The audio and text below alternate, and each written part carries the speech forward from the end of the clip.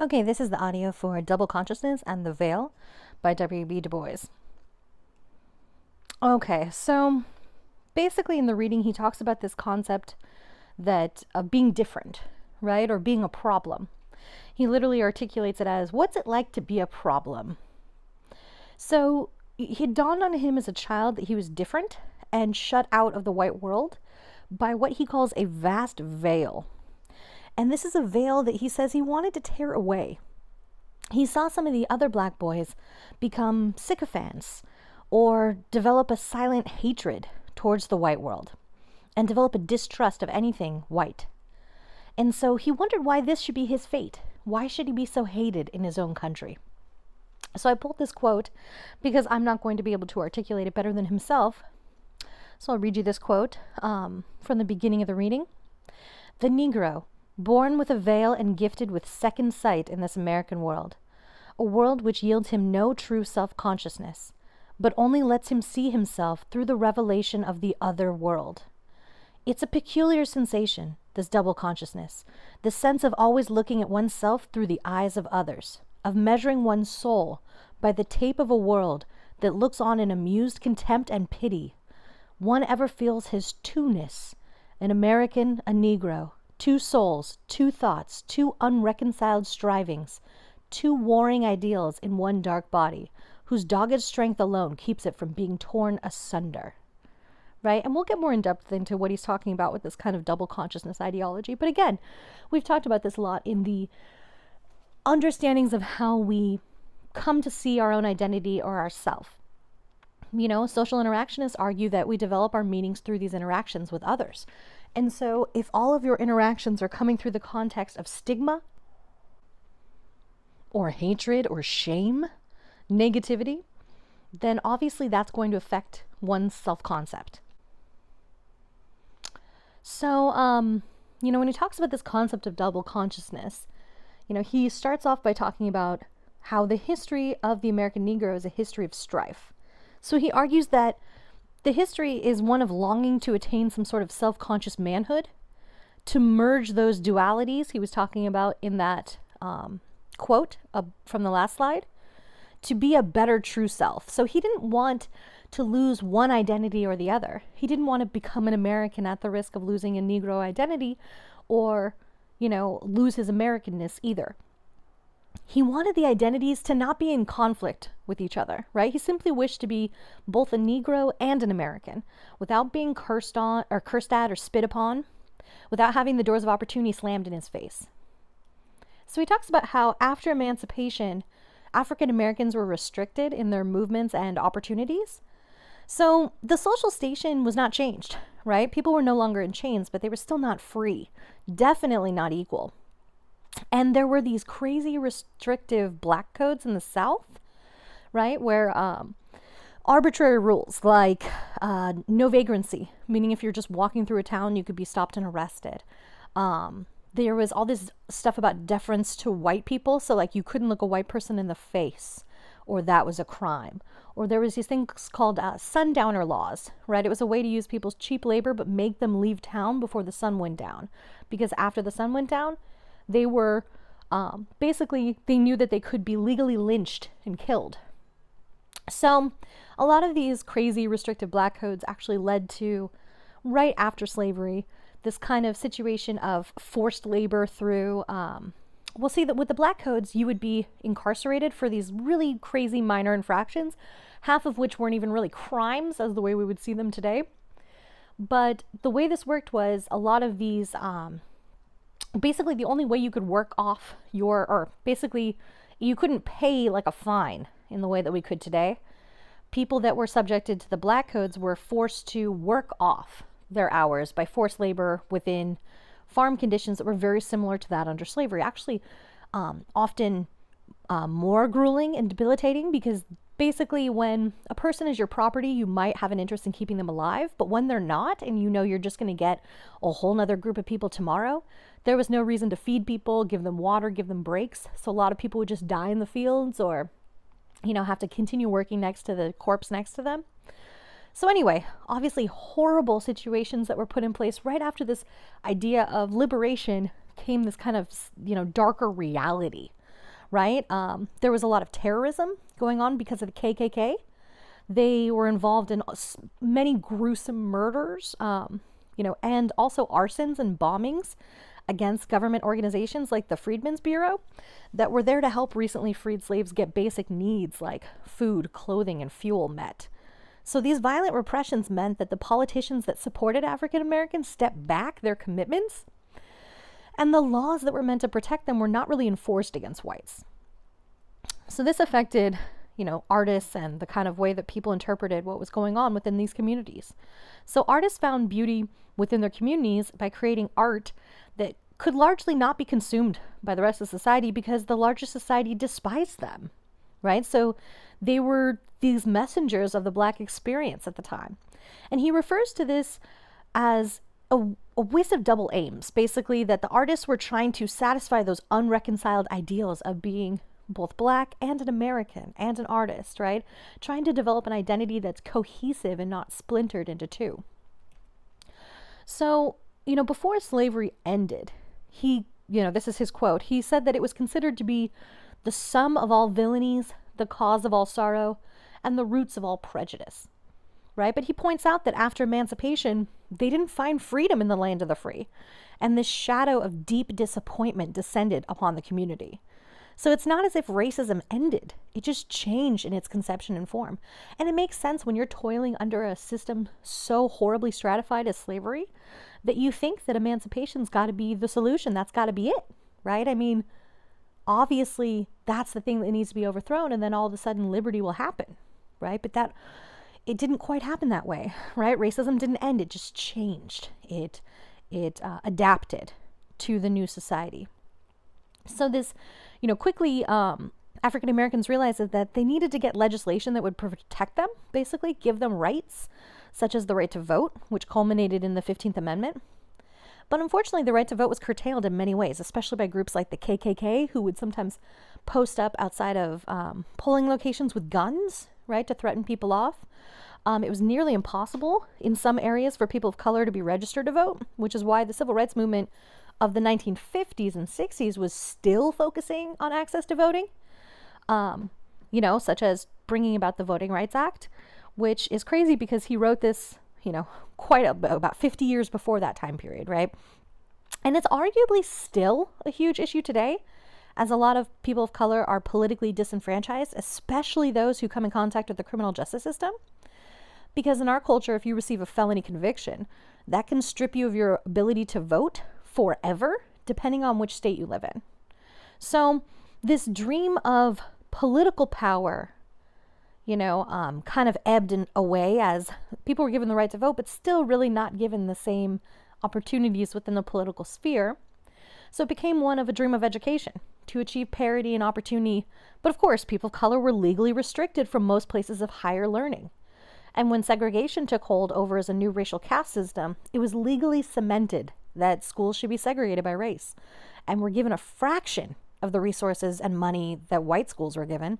And so this was really a system that was set up to train and just kind of funnel people into mediocre, low-level jobs with low pay, low, obviously, satisfaction in order to privilege and give more opportunities to white people, right? So this obviously is a very disappointing reality for people that had, come such a great distance as a social category. And then to find that political power, as much as it was granted, was not actually granted. And education, as much as it was granted, was not really granted. So facing so vast a prejudice, this is the part where, this is still a really big problem today. That prejudice is so woven into our American story, into the cultural traditions, into the social narratives that create the hierarchies and promote culture over barbarism, or as he puts it, purity over crime, learning over ignorance. And so in society, we've characterized African Americans as the problem, as the past, as barbaric, as criminal, as ignorant.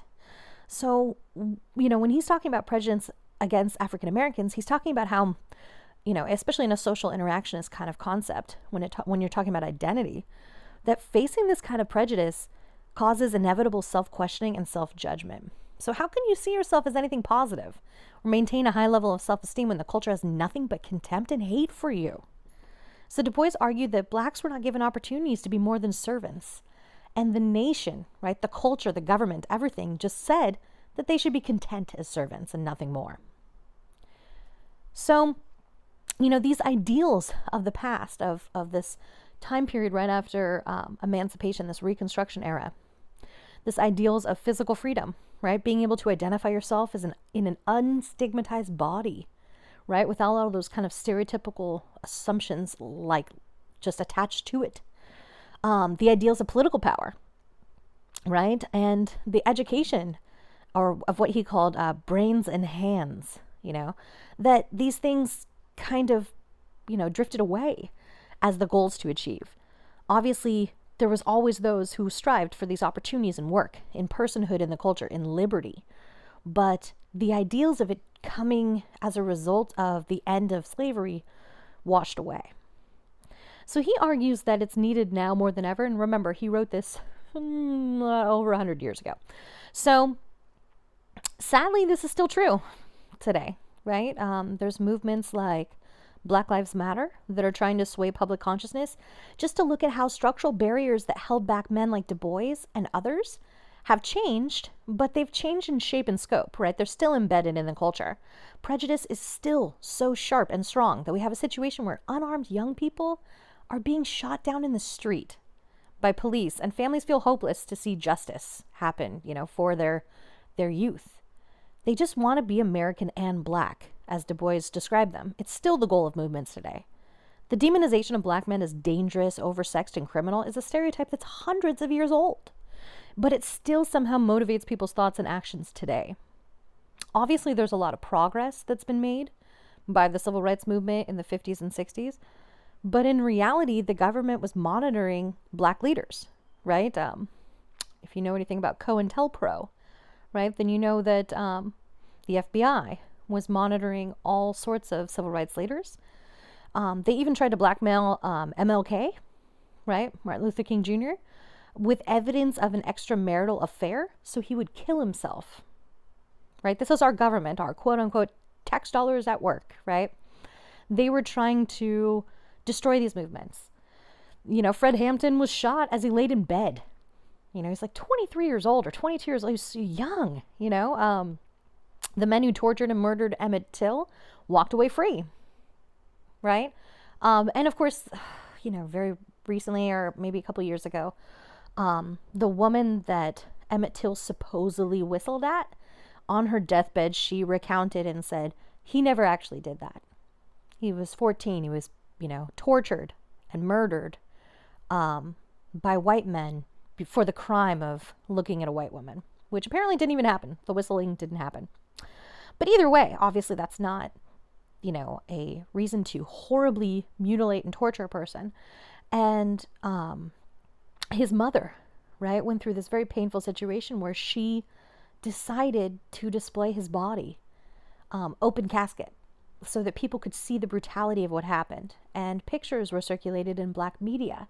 And a lot of people really point to that moment as, the kind of galvanizing moment, one of the beginnings of that 1950s time period civil rights movement, because of the outrage and the anger, right, that image produced, because so many people could relate to it. So many people knew someone that had been victimized or killed by, white society. And so, if you look back at these things, how could you trust the government when you know that they're monitoring people like MLK, right? How could you believe in a system that denigrates and tries to murder your leaders, right? So author Michelle Alexander, that wrote the book New Jim Crow, she argues that you can trace this history as one of a changing racial caste system, from slavery to Jim Crow segregation to the modern incantation, which she calls mass incarceration, right? So she says the definition of what it means to be black are tied to these waves. So she says that under slavery, to be black was to be property, right? Under Jim Crow segregation, to be black was to be inferior, right? Legally, socially, and of course, there were all of those weird eugenicist biological arguments at the time, because whenever there's inequality in society, people want to justify it and say like, oh no, I'm superior. It's not that I've restricted all opportunities for people and then had more opportunities because of it. That's not what makes me superior. It's somehow how I was born, my heredity, right? So, she says now in America, because of mass incarceration, to be black is to be criminal. So this has not changed, unfortunately. Or, I mean, it has changed in scope and shape, but the racism, the white supremacy that's enriched or just entrenched in the culture, it still remains, right? Like there was this couple, I don't know, again, my timeline's a little off, but a couple years ago, this guy, this white supremacist was invited to lecture in a classroom, which makes completely no sense to me, as that's not learning. But anywho, you're like, I can look back in time and see what those jerks think. So it's not really like a new concept, like, oh, I'm really not being exposed to this ideology. It's like, really, actually, it's pretty entrenched in the culture. But anyway, this idiot came into a classroom and said that America's a white country. It was built by white people, which completely obfuscates the reality of America, right? And this kind of leads into his point about Americanness. America cannot be understood without understanding the extreme exploitation of African Americans, not just in the past, but today. Because without understanding that richness or that narrative, then you don't understand the real picture of what's happening, right? So, Du Bois ends his piece talking about how the black experience is really closely linked to American values, that no one can understand the Declaration of Independence as well as emancipated slaves, right? That there's no truer American music than slave songs, which, interestingly enough, not long after he wrote this, you can see the evolution of this still today. The truest American musical art forms all come out of the black community, right? When you talk about jazz, blues, R&B, you'd say, oh, what about rock music? Well, rock music is just a ripoff of blues and R&B, like literally. If you look at old Elvis stuff, he lifted a lot of that. Soul, funk, rap, hip hop, these things are the essence of American music, right? So, the definition of American is still very hegemonically white. And it takes me back to this. A couple of years ago, I went to see Cornel West speak at Cal State LA. And he was coming in to present on the importance of ethnic studies and African American studies specifically. And he basically said that if you don't understand African American history, then you don't understand American history, right? Because otherwise you're only looking at it through one perspective. So going back to that white supremacist jerk, he went into a classroom and said that this was a white nation built by white people.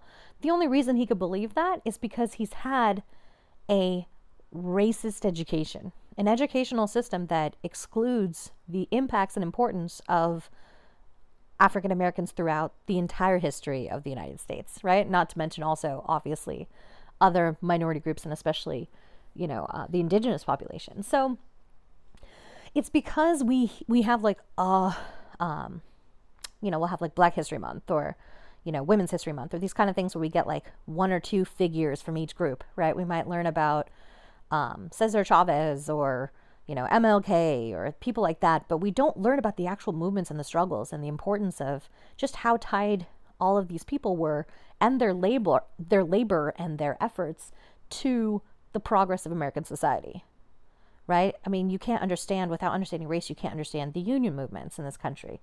Without it, you can't understand a lot of the social movements that have taken place and just how history has progressed itself, right?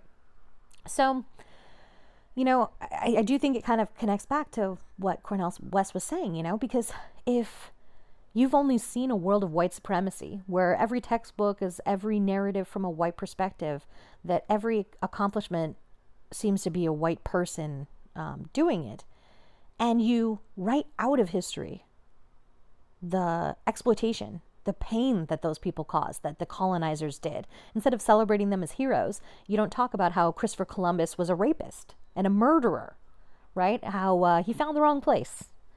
He is now celebrated as a hero, but again, largely that has to do with immigrant populations trying to have a positive identity to tie to their Americanness about 100 plus years ago, which is kind of an interesting fact. But anyway, but we have these weird narratives. We'll celebrate people like Columbus, where that's horrible, right? We should never be celebrating colonizers who murdered and raped people, right? But that's America, right? We look up to these staunch white men, but we forget about the women. We forget about the people of color that actually made this a tapestry, right? That made American history happen, right? Where without slave labor, the colonies wouldn't have thrived and become the United States.